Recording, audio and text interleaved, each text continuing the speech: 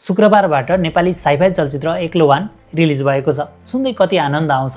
नेपालीमा पनि sci-fi movie बनेको छ। त्यसमा पनि प्रदीप खड्का सुपर हिरो, कविता नेपालीको डेब्यू फिल्म, विजय लामाको बेजोड अभिनय।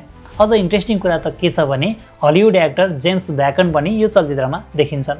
यति भएपछि दर्शकहरूलाई फिल्मले चुम्बक जसरी तान्नुपर्ने हो। तर सोचे अनुरूप यो फिल्मले व्यापार भने गर्न सकिरहेको छैन। किन? वेल, यो प्रश्नको उत्तरमा म अगाडि भिडियोमा आउने नै छु। त्योभन्दा पहिला यदि तपाईँ यो च्यानलमा नयाँ हुनुहुन्छ र फिल्मी कुरा तपाईँलाई मनपर्छ भने च्यानललाई सब्सक्राइब गर्नुहोला। सुरु गरौँ एक्लो वानको राम्रो कुराबाट।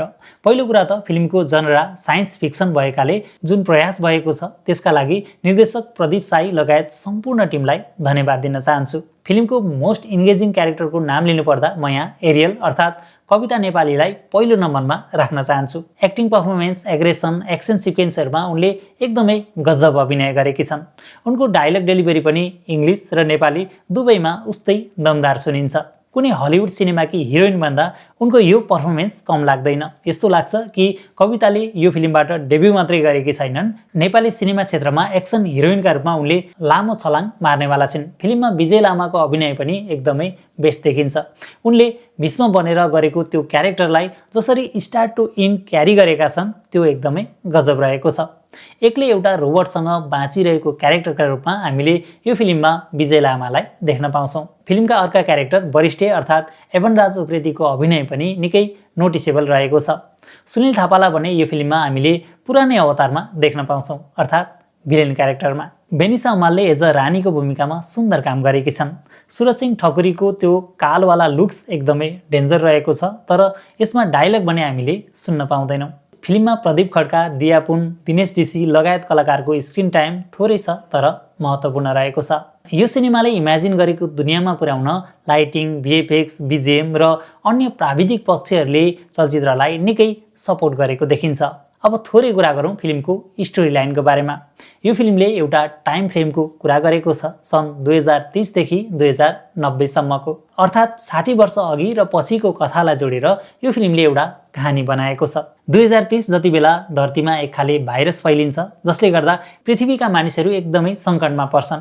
त्यसपछि कोही स्पेसको यात्रामा निस्किन्छन् भने कोही सङ्क्रमित भएर भ्याम्पायर जस्तो भएर बाँचिरहेका हुन्छन्, जसलाई फिल्ममा अछुत भनिएको छ। भीष्म अर्थात् विजय लामाको क्यारेक्टर निकै डिफ्रेन्ट रहेको छ।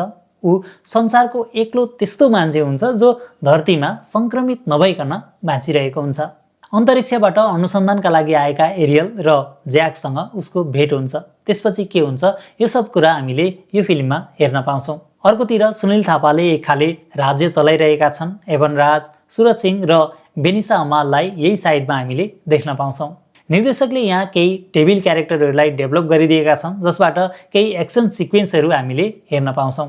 खास गरी यहाँ सङ्क्रमणबाट मुक्त हुनका लागि सङ्घर्ष चलिरहेको हुन्छ। त्यसपछि यहाँ के हुन्छ भन्ने कुरा फिल्मको महत्त्वपूर्ण पार्ट भएकाले भन्न मिल्दैन।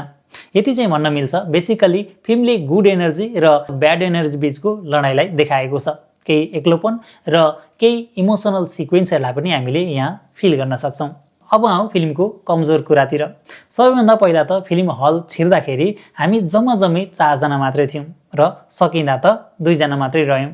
फिल्म सुरु भयो। सुरुमा त लाग्यो एक्लो वानको अङ्ग्रेजी भर्सनमा पो छिरे कि भनेर, तर होइन रहेछ। किनकि धेरै जस्तो डायलगहरू अङ्ग्रेजीमा छ, त्यो पनि नेपाली सबटाइटल बिना। बिचबिचतिर नेपाली र अङ्ग्रेजी केही डायलगहरू सुन्न पाइन्छ, तर धेरै जसो अङ्ग्रेजी नै सुन्नुपर्छ। अङ्ग्रेजी नबुझ्ने अडियन्सलाई भने यो फिल्म बुझ्नका लागि धेरै नै गाह्रो हुन्छ। फिल्मको सुरुवातमै रोबोटको एकदमै लामो डायलगहरू त्यो पनि अङ्ग्रेजीमा सुन्नुपर्छ। एकरो बोलिरहने त्यो रोबोटसँग बेला बेला त रिस पनि उठ्छ। यता भीष्म क्यारेक्टरले एक्लै बाँचिरहेको त्यो जीवन र सङ्घर्षको अलिकति डेप्थ दिन सकेको भए सायद त्यो पाटो एकदमै राम्रो हुने थियो। भिलेन क्यारेक्टरहरूतिर फिल्म फोकस भइदिँदा फिल्म त्यतैतिर अल्मलिन्छ। भिलेनहरू पनि त्यति खतरनाक लाग्दैनन् जति फिल्मले देखाउन खोजेको छ। यसको एउटै कारण हो स्क्रिन राइटिङमा कमजोरी। कुनै बेला त लाग्छ यहाँ कथा होइन मजाक चलिरहेको छ।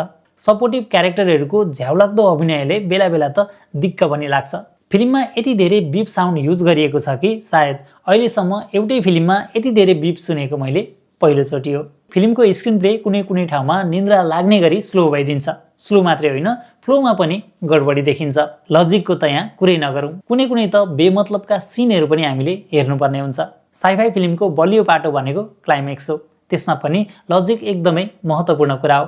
तर फिल्मले क्लाइम्याक्स अघि नै केही हिन्ट्स दिन्छ कि पछि के हुनेवाला छ भनेर। प्रदीप खड्काको त्यो इन्ट्रीलाई एकदमै दमदार बनाएको भए अझै मजा आउने थियो। एक्सन सिक्वेन्स प्राय अँध्यारोमा छ जुन भिजुअली हेर्न मजा आउँदैन। नेपाली साइफाई फिल्म भनिए पनि आम दर्शकले यो फिल्म बुझ्न निकै गाह्रो छ। अन्त्यमा तपाईँको अङ्ग्रेजी राम्रो छ र साइफाई चलचित्र तपाईँलाई मनपर्छ भने तपाईँले यो फिल्म अवश्य पनि हेर्न सक्नुहुन्छ।